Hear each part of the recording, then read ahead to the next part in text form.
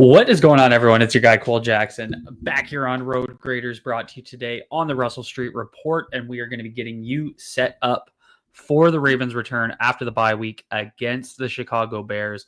As always, battle plans brought to you by our friends at Jimmy's Famous Seafood.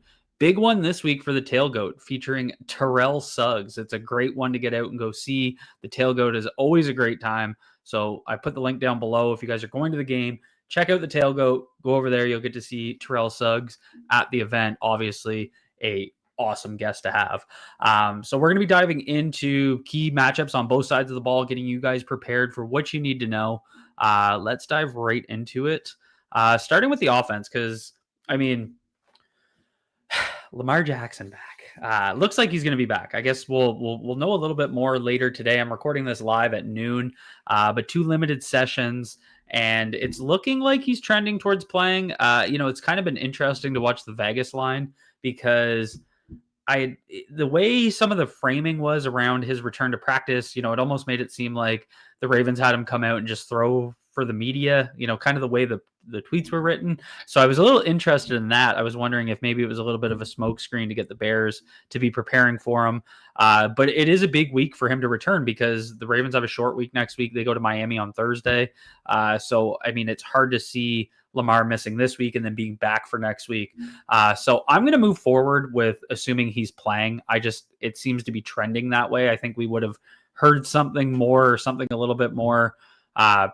I did find Tyler Linderbaum's quote on Wednesday a little weird, where he was like, we're just ready for when he's back or something. And it was right after he had returned to practice. It was a weird way to frame it.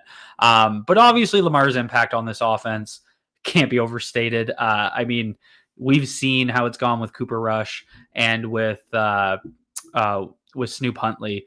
It's just not the same. And it really highlights what a playmaker Lamar Jackson is, the way he can create mismatches and make plays with limited pass protection. It's such a different offense without him. So obviously a major impact there. I think one of the biggest things I want to focus on is really this matchup between the offensive line of the Ravens and the defensive line for the Bears. We're kind of getting, I do think Montez Sweat and Dayo Odeyingbo, they're obviously very solid players, but I think you're getting the strength of this Bears defense being that interior, and it's kind of the opposite of what they saw in the Rams and the Texans, where it was really their edge rush combo. So I think this is a really big matchup. It looks like the Ravens are moving forward with the offensive line as it has been, where Voorhees and Falele will stay in. Gervon Dexter has been having a breakout year. I think that's one of the biggest pieces for fans to pay attention to, because not necessarily a known quantity unless you really dive into the X's and O's or follow the NFC a little bit closer. But Gervon Dexter's having a hell of a year. He's one of the best in the NFL so far in interior defensive line pressure. And Grady Jarrett on the other side of him, obviously we know what he can do. So huge matchups there for this guard duo and Tyler Linderbaum. Montez Sweat can still get after it. Dayo can still get after it, but I do feel good about Stanley and Rosengarten's matchup with them. But Gervon Dexter, Grady Jarrett, they're the ones that are making me extremely nervous. I think one of the big things here, even if Lamar Jackson is back and is, close to 100% health, is still going to be getting Derrick Henry going. Patrick Ricard is going to be back. I think their ability to go into that zone concept that we saw against the Rams going into the bye week, we covered it on this channel. I think there's a huge opportunity there to build, I wouldn't say to build, to continue building, because they laid a really nice foundation, but getting that outside zone, that wide zone stretch running game going, getting these guys out in space. Yes, you're not going to get the top-notch performance in Daniel Falele, but I think for an offense that really struggles in pass protection, I think you need to establish that run early. So, and the thing about the Bears is they have a really solid group of linebackers. So it's kind of that interior of their defense is really solid. So it's going to be a big test for these guys. And I think it's going to be really interesting because the Rams, where they had success getting into the second level, don't have as good of a linebacker core as the Bears. So it's going to be a good test for these guys. Was it playing against, a poor front seven in the Rams against run defense? Or is it just them taking a step? So I think that's another key thing to watch. Tyreek, Tyreek Stevenson did miss practice yesterday. He was a did not participate. So it's looking like he's trending towards missing the game. That's going to open up these opportunities for the outside pass game. I think you're going to see Jaquan Brisker down in the box quite a bit against this run attack. Kevin Byard's been really solid for the Bears this year. So he's going to be playing that deep role, but it's going to keep the opportunities open for these outside receivers. DeAndre Hopkins is a guy that I think you have to get more involved moving forward. I think it's funny. We want to see more targets for Hopkins, Bateman, and Likely. So, I mean, there's a lot of mouths to feed. And the thing is, if this pass protection can't get its crap together, and Ricard's obviously going to make a big impact there, it's going to be hard to continue to feed these guys. But I think if you can get DeAndre Hopkins isolated one-on-one against, Stevenson's backup or right on the opposite side, I think that's an area you have to be trying to exploit. Work Bateman over the middle, work Flowers over the middle, or all four levels with Flowers as well. So, getting into Pat Ricard, I do think you're going to see a lot of those six-man protections where Ricard's on an edge. Hopefully that allows them to double up a little bit more inside by helping one of the tackles and then slide protecting the other way. So it's going to be really interesting to see how the Ravens do that. That's something we'll definitely be following on the channel next week. So those are my keys for this offense. When we get to the defensive side of the ball, this Bears offense, having a little bit of a breakout. Rome Odunze taking a huge step this year. DJ Moore hasn't been as heavily featured as we expected, but still we know he can make plays, especially downfield. Joe Thuney he didn't participate. Yeah, he didn't participate due to rest yesterday. But you're getting a much improved Bears offensive line coming into this one, where that interior that they spend a lot of resources. They went out and got Joe Thuney. They got Jonah Jackson, much better interior. And they're going to look to run the ball with DeAndre Swift. And then they're going to be able to set up those deep shots. That's what they've been doing really well in Chicago. I threw Luther Burden in there. It's kind of lined up where I usually put a fullback or a running back. But I just wanted to get his name in there because he has been playing a few more snaps lately, especially DJ Moore is working through a hip injury. The big thing here to keep an eye on is we saw Zach Orr talk about pressure packages. So no doubt in my mind, they're going to be looking at releasing some of those sim pressure looks.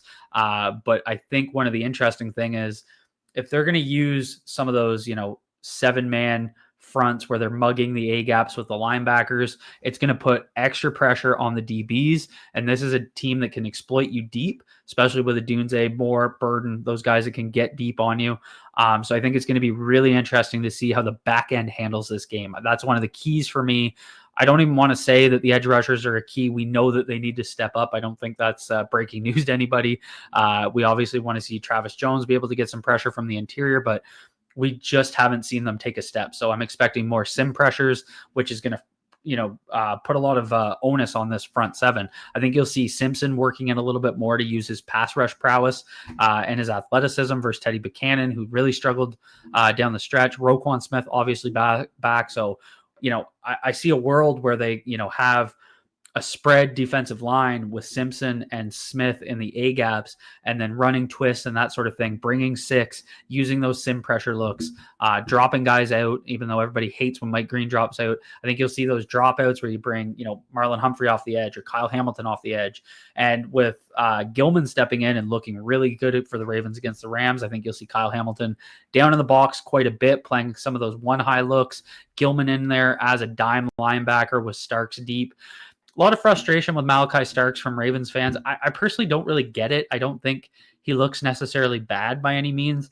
There was a play where he kind of ended up one-on-one with Devontae Adams, and Adams, took him to school with his route running. But it's Devontae Adams. He's one of, if not the best route runners in the NFL. So that stuff's going to happen.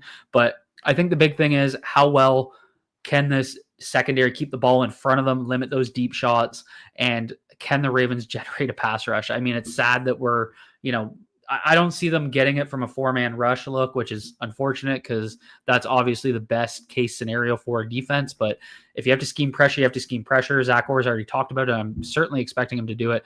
Thought it was interesting that Zach Orr said he spoke to Mike McDonald over the bye week. Definitely a guy that knows all about how to set these up. I would wonder if that was the focus of their conversation. So a lot of interesting stuff here. I think the big thing here again, creating those sim pressure looks, obviously stopping the run. And I'm really relying on that interior to be able to do that. I don't have him on the chart, but I should have. CJ Okoye looks like a guy that this team really trusts. I think he's starting to take a couple steps forward. I noticed the Ravens just had him on their podcast yesterday. Always find that interesting with the way the Ravens PR might work with players that they're expecting to take on bigger roles, lesser known guys. So I'm really interested to see how CJ Okoye is deployed this week, because we kind of saw last week against the Rams where they had Okoye and Urban almost as a pair, and then Jones and John Jenkins as a pair. And obviously three of those four defensive tackles are nose guys, so very heavy on the interior, but could be really solid against a zone running attack of Ben Johnson's, because if they can occupy some of those double teams, what we need is the linebackers to attack. And what happened against the Lions, and it's going to be a very similar run attack because, Ben Johnson left a lot of that legacy in Detroit. They're doing a lot of similar things. He's now doing what he did in Detroit last year in Chicago. Expect the duo runs, expect the inside zone runs, and expect those guards on combination blocks to attack your linebackers to create those lanes. That's what killed the Ravens from the Detroit Lions perspective.